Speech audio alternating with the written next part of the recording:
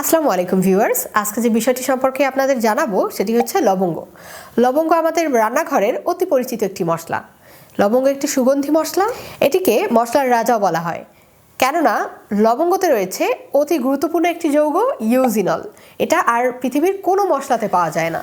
গবেষকরা বলেন লবঙ্গর মূল উপাদানের 72 থেকে 74% হচ্ছে ইউজিনল পদার্থটি থাকে। এই ইউজিনল যৌগটি আমাদের শরীরের রোগ প্রতিরোধ ক্ষমতাকে বাড়িয়ে তোলে।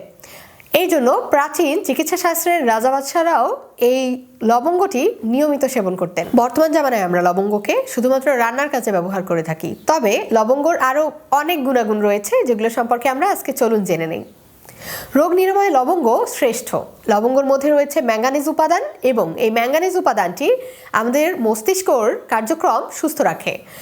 ম্যাঙ্গানিজ থাকার কারণে এটি হাড়কে মজবুত করতে অনেক বেশি উপকারী। তাছাড়া লবঙ্গকে অ্যান্টিঅক্সিডেন্টের রাজাও বলা হয়। এই জন্য লবঙ্গ রোগ নিরাময় এবং রোগ প্রতিরোধে আমাদের শরীরের জন্য অনেক বেশি কার্যকরী। ওষুধ শরীরে কাজ করছে না, লবঙ্গ খাওয়া বাড়িয়ে দিন, দেখবেন এমনিতেই রোগ প্রতিরোধ ক্ষমতা বেড়ে গেছে অ্যান্টিঅক্সিডেন্টের জন্য।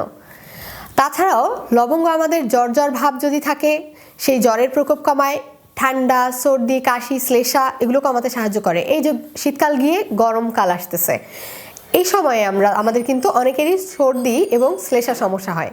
সেই ক্ষেত্রে আমরা রোজ 2টা করে লবঙ্গ পান করতে পারি, পানির সাথে মিলিয়েও খেতে পারি অথবা চিবিয়ে খেয়েও নিতে পারি। তাছাড়া বমি বমি ভাব যদি থাকে, গর্ভবতী মায়েদের বমি বমি ভাব হয়, সেই সমস্যাও নিরাময় করতে পারে লবঙ্গ।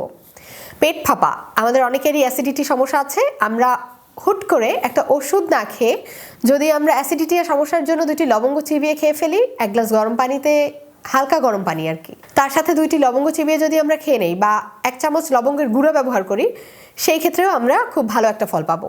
লবঙ্গ আমাদের হজমে অনেক বেশি সাহায্য করে। অনেকের খাবারের রুচি চলে যায়, খাবারের রুচি ফিরিয়ে আনতেও লবঙ্গ অনেক কার্যকর। তাছাড়া লিভারের কার্যক্ষমতা বৃদ্ধি করতেও লবঙ্গ কাজ করে।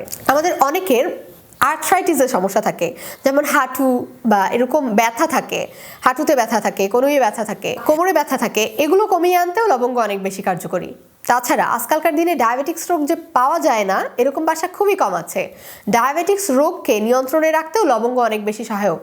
আমরা হয়তো অনেকেই এই ইনফরমেশনগুলো জানতাম না। লবঙ্গ দাঁতের ব্যথা কমাতে অনেক সাহায্য করে। 5 থেকে 10 মিনিটের মধ্যে জাদুর মতো দাঁতের ব্যথা কমে যাবে যদি আপনি 2টি লবঙ্গ দাঁতে, যেই দাঁতটা আপনার ব্যথা করছে, চাবাতে থাকেন সেখানে নিয়ে।